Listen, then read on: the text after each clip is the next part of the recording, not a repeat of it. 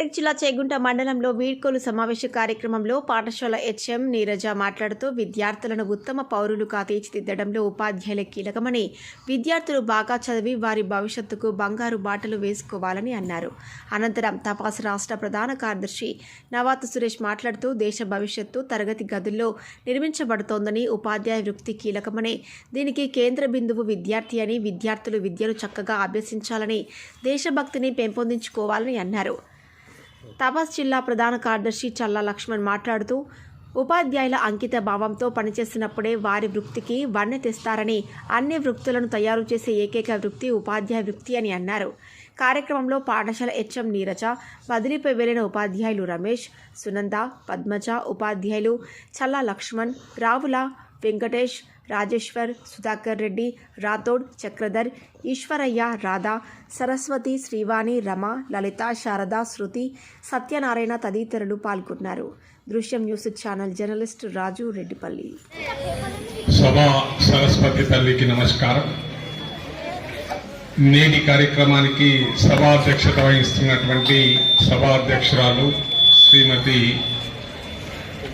Neeraja madam గారికి, అలాగే ఇక్కడ పనిచేసి బదిలీపై వెళ్ళినటువంటి మిత్రులు, గత 20 సంవత్సరాల నుండి మేము స్నేహితులము అయినటువంటి రమేష్ సార్ గారికి, అలాగే సునంద మేడం గారికి, పద్మజ మేడం గారికి, ఇక్కడ ఉన్నటువంటి జెడ్బిహెచ్ఎస్ ఉపాధ్యాయులకు, అలాగే కాబోయే ఉపాధ్యాయురాళ్లకు, ఇక్కడ కూర్చున్నటువంటి విద్యార్థులకు అందరికీ కూడా పేరు పేరున ఉపాధ్యాయ సంఘం పక్షాన మీ అందరికీ హృదయపూర్వక శుభాకాంక్షలు తెలియజేస్తా ఉన్నాను.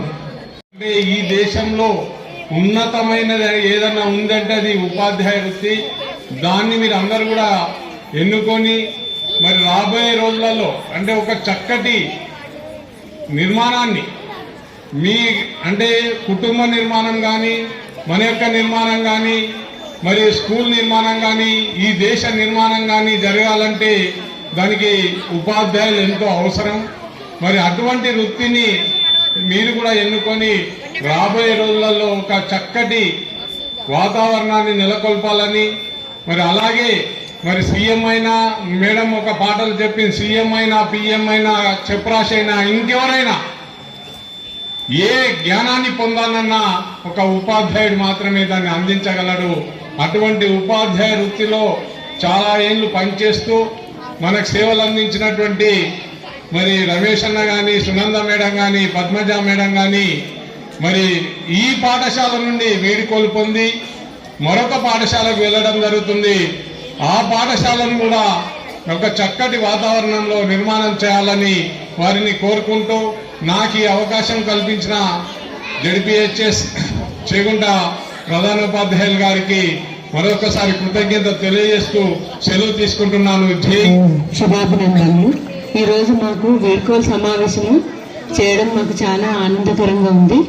తర్వాత మీరు కూడా మీరందరూ కూడా క్రమశిక్షణతో మీరు నేర్చుకున్నటువంటి అది ఉపాధ్యాయులు బోధించినటువంటి అంశాలను గుర్తుపెట్టుకొని అవి నిత్య జీవితంలో ఉపయోగించుకునేలా మీరు ఉండాలి. ఆ విధంగా ఉన్నట్లయితే టీచర్లందరికీ చాలా సంతోషంగా ఉంటుంది. ఇంకొకటి ఏంటంటే ఇక్కడ స్కూల్ రోడ్ మీద ఉంది. మీరందరూ కూడా ముగ్గురు నలుగురు బైక్ల పైన స్పీడ్గా వెళ్తున్నారు, అమ్మాయిలు కూడా అబ్బాయిలు కూడా. మనం ఇక్కడ ఎందుకు సమావేశం అయ్యామంటే వీడ్కోలు సమావేశంలో భాగంగా మేమందరం ఇక్కడికి రావడం జరిగింది. సభను అలంకరించిన శ్రీయుత గౌరవనీయులైనటువంటి నీరజ మేడం గారికి, ఇతర పెద్దలకి అందరికీ కూడా నా హృదయపూర్వక నమస్కారాలు. విద్యార్థులందరికీ నా శుభాభినందనలు. ఇక్కడ నేను 8 years వర్క్ చేయడం జరిగింది. 8 years కూడా నాకు ఎంతో సాటిస్ఫాక్షన్గా అనిపించింది. వెళ్తున్నందుకు బాధగా అనిపించిన స్టార్టింగ్లో, తర్వాత అక్కడ కూడా మీలాంటి విద్యార్థులకి చదువు చెప్పాల్సిన ఆవశ్యకత ఉంది కాబట్టి నేను కూడా అక్కడ